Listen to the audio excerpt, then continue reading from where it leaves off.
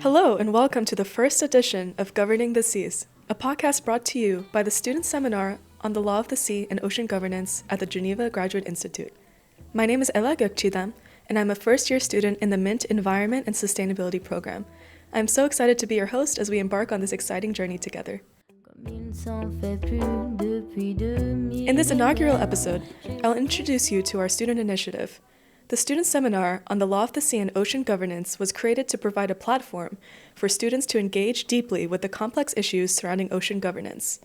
With our oceans playing a crucial role in the global ecosystem, affecting climate patterns, biodiversity, and international trade, and much more, it is essential that we understand the frameworks that regulate and manage these vital resources. As we explore various topics throughout this podcast series, we will address current challenges in ocean governance, such as overfishing, pollution, climate change, and the impacts of human activity on our marine ecosystems. We will also hear from experts, practitioners, and fellow students who will share their insights and experiences in the field. Our aim is to foster meaningful discussions that inspire new ideas and promote collaboration among students interested in the law of the sea and ocean governance. Whether you are studying environmental science, law, political science, or any related field, we believe there is something valuable for everyone in these conversations. So join us as we dive deep into the world of ocean governance, uncovering its intricacies and exploring innovative solutions for a sustainable future. Thank you for tuning in, and let's get started. I'm so excited to introduce Liza Branco, a PhD candidate in international law at the Geneva Graduate Institute, where she specializes in the law of the sea.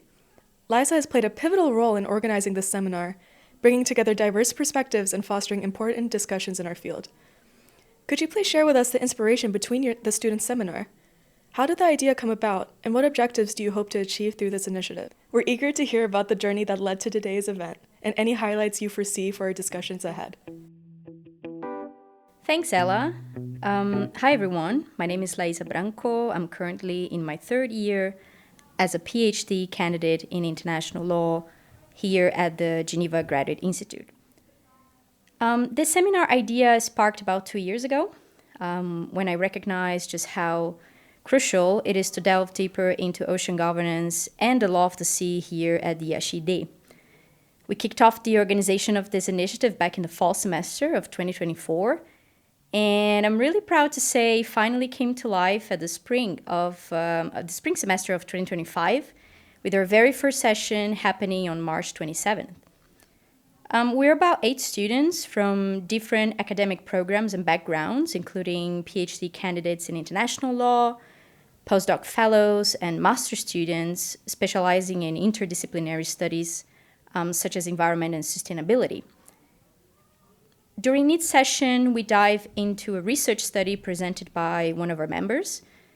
We have so far covered fascinating topics such as governance strategies for enclosed seas, the political landscape surrounding deep seabed mining, and the legalities of maritime attacks carried out by non-state actors in the Red Sea. Our final sessions this month conclude with 2 relevant topics. So first we have the serious impacts of climate change on transboundary fisheries governance, and the legal frameworks influencing strategically important maritime straits. So as you can see, it's quite a diverse group of researchers and topics, which also reflects how the law of the sea has become so entangled with global peace and security, as well as sustainability and governance studies. What truly sets this seminar apart for me is its collaborative spirit we fostered. We encourage everyone to share in advance their draft papers and ongoing research. And during the sessions, we often have a very dynamic exchange of ideas and discussions after each student's presentation. So it's not just about sharing the research, but also nurturing a community of scholars eager to learn from each other. As we move forward, I genuinely hope this seminar will not only deepen our understanding of ocean governance here at the Graduate Institute, but also inspire future research and collaboration in this field. Thanks so much, Liza. I'm so happy to kick things off today as both our moderator and our first presenter. To get us started, I'd like to briefly introduce myself and the research I'll be sharing. My research focuses on the unique governance gaps and environmental challenges surrounding the Marmara Sea in Turkey. I have been working at the Ocean Climate Nexus for about 5 years now, most recently through my position with the Scientific and Technological Council of Turkey. You may have heard of the sea snot crisis, a mucilage outbreak that blanketed over 1,000 square kilometers of the Marmara in 2021. This was a symptom of long-standing nutrient pollution, warming waters due to climate change, and a fragmented legal landscape. What makes the Marmara Sea particularly interesting is its legal and geographic status. It's classified as internal waters under Turkish jurisdiction, which gives Turkey full sovereign control, but at the same time, it serves as a critical maritime choke point, linking the Black Sea to the Aegean and Mediterranean through the Turkish Straits. In fact, the Straits see more vessel traffic annually than both the Panama and Suez Canals. Legally, the Marmara is caught in a gap. It's excluded from key regional marine protection treaties, such as the Barcelona Convention, which covers the Mediterranean, and the Bucharest Convention, which governs the Black Sea.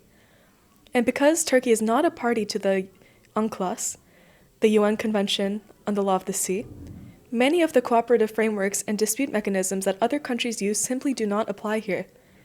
This means that transboundary pressures, such as nutrient pollution flowing downstream from the Danube River in Europe, or atmospheric emissions from ships crossing multiple jurisdictions, aren't managed through any shared legal framework. Instead, Turkey shoulders full responsibility for the monitoring, enforcement, and response, even when pollution originates outside its borders. From a legal perspective, I argue that the Sea of Marmara shows us what happens when marine governance is siloed. The Montreux Convention governs navigation in the Turkish Straits, but it has no environmental provisions. UNCLOS, which sets out duties to protect marine environments and cooperate in enclosed seas, isn't enforceable here. And there's no regional body overseeing ecological health or contingency planning. So in my research, I ask, how can we design legal frameworks that match ecological reality? If pollution, fish stocks, and shipping lanes cross borders, then governance should too.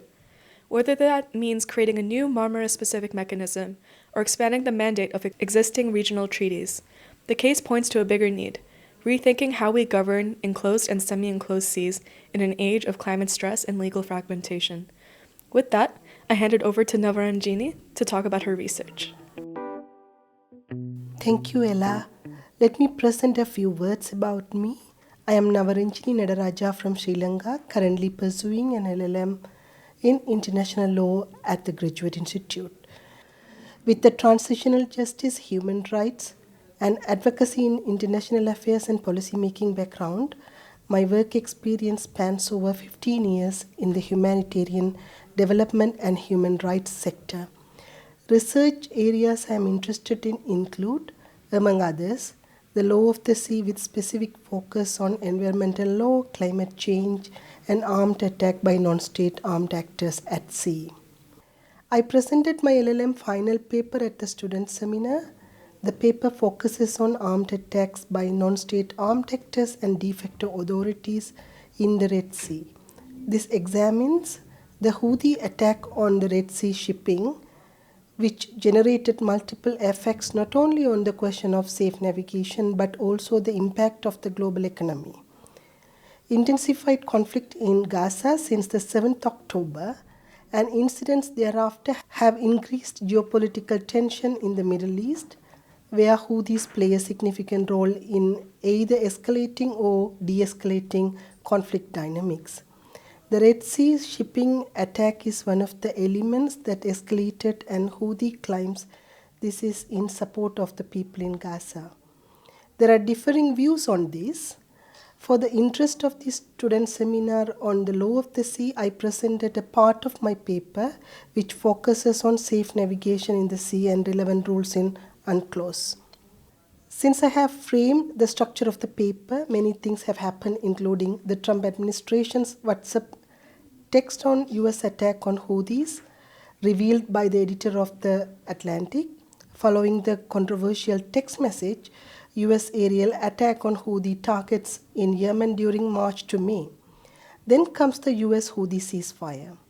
UN reported that it welcomes the US Houthi ceasefire comments by Oman and other related events thereafter.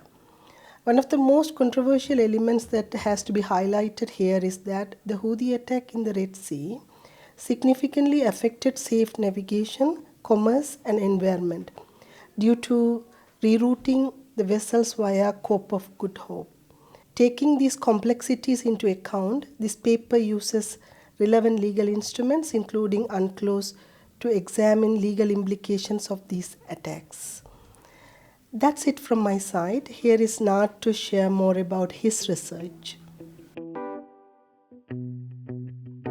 Thank you, Navaranjini. So, my name is Nart Karachai. I'm a second-year Master in International Law student at the Institute, and I am generally interested in international economic law, the law of the sea, and critical legal studies. Well, my research is concerned more with geopolitical aspects of the law of the sea, similar to Navaranjini's presentation. However, it covers basically the same geographical area as Ella's presentation.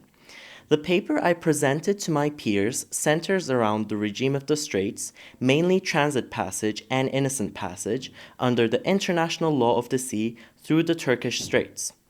In particular, the research article I have shared and discussed with the students' seminar at the spring semester 2025 session specifically analyzed the legality of the crossing of warships through the Turkish Straits. These straits comprise of the Bosphorus Strait, the Marmara Sea, and the Dardanelles Strait, connecting the eastern Mediterranean to the Black Sea, effectively serving as a bottleneck between the two seas. The regulation of this area is highly contentious, especially due to the ongoing political tensions in and around the Black Sea. The regime of the Turkish Straits is governed principally by the 1936 Montreux Convention, which is an international legal instrument that has stood the test of time in its governance of the Turkish Straits, as evident as we approach its 89th successful anniversary.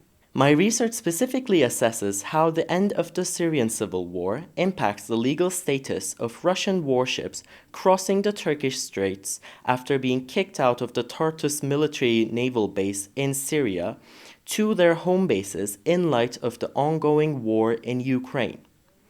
These sorts of maritime choke points, like straits and canals, are becoming more and more controversial in an ever-fragmenting geopolitical global scene. For example, we all literally personally experienced the impacts of the blockage of the Suez Canal back in 2021, and we are actively witnessing Trump's controversial approach to the Panama Canal. Thus, similarly, faced against the backdrop of ongoing conflicts in the Middle East and Ukraine, we will continue to talk about the regimes of straits, such as the Turkish Straits, under the Montreux Convention.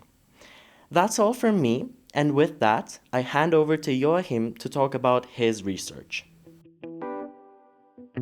Thanks, Nart. First, to briefly introduce myself, my name is Joachim Strzelecki, and at the time of this recording, I am in the final year of doing my master's in international law at the Institute. In my work and studies, I like to intersect the law of the sea with both environmental and climate law and human rights law. My research looks at the law of the sea from a combination of different angles, and considers geopolitical and legal implications of climate impacts on the oceans. In this semester of the student seminar on the law of the sea and ocean governance, I have presented a chapter of my master's dissertation. It is titled Struggling Stocks: Challenges and Prospects for the Governance of Transboundary, Straddling, and Highly Migratory Fish Stocks in the Era of Warming Oceans. In short, my research is focusing on legal avenues to respond to climate-induced changes in the distribution of fish stocks. As the ocean warms and becomes more acidic, many fish stocks are permanently moving to colder waters, both away from warmer coasts and toward the poles. This phenomenon, sometimes called a range shift, presents a significant threat to nations, especially in Africa and the Pacific, that are reliant on fishing for their food security, development, and income. It may therefore undermine the enjoyment of human rights by the population of these nations. With the current prognosis of changes to their distributions, fish stocks are set to cross many different maritime boundaries. The objective of my research is, therefore, to check whether the existing framework for governing fish stocks is equipped to respond to range shifts in an equitable manner, and to present trajectories that would ensure that such stocks are shared and governed in a manner that ensures the continued enjoyment of human rights. With that being said, last but not least, here's Lee to talk about her research before we conclude this episode. Thank you, Joachim. Hello everyone, my name is Ningxian Li. I'm currently doing my LLM in International Law at the Institute. My primary area of interest lies in public international law, particularly how it intersects with the environment, human rights, and trade. My research focuses on the important issue of protecting marine biodiversity in areas beyond the national jurisdiction or the IPNG. These are the parts of the ocean that don't belong to any one country. They cover about 2/3 of the ocean and hold around 90% of its living biomass. They're absolutely vital for the health of our oceans. But these important areas are undergoing pressure from human activities like overfishing, deep-sea mining, shipping, pollution, and climate change is making things even worse. What's really worrying is that less than 1% of these areas are protected. One major reason is that the legal system is fragmented, with no central authority in charge of managing marine biodiversity protection in the IPNG. This is why the BBNG agreement was adopted. It's designed to create a more coordinated, legally binding system specifically aimed at protecting biodiversity in the IPNG. My research looks at 3 legal tools under the BBNG agreement. First, area-based management tools, including marine protected areas. Second, environmental impact assessment. And third, a surveillance-like mechanism under the agreement. The purpose of my paper is to assess how effective these tools in protecting marine biodiversity, guided by 2 questions. First, how are these tools under the BBNG agreement implemented? And second, what are the key challenges associated with implementing these tools? And with that, I will hand it over to Ella. Well, that was a snippet from our ongoing research initiative at the Law of the Sea Student Seminar. As I mentioned before, governance of our oceans is crucial due to its role in our global ecosystem and its effects on everything from climate patterns to international trade. This is especially the case when we consider the recent developments in geopolitical conflicts concerning the law of the sea, such as the upcoming UN Ocean Conference in Nice, or the US President Trump's interactions with Greenland and the Panama Canal. So it is more important than ever to be talking about the international law of the sea. But wait, there's more. The student seminar has been renewed for the fall semester of 2025. We will continue to work here at this institute from September onwards, on topics such as those aforementioned regarding the UN Ocean Conference and Trump's relationship with the strategic maritime areas. Thank you for tuning in.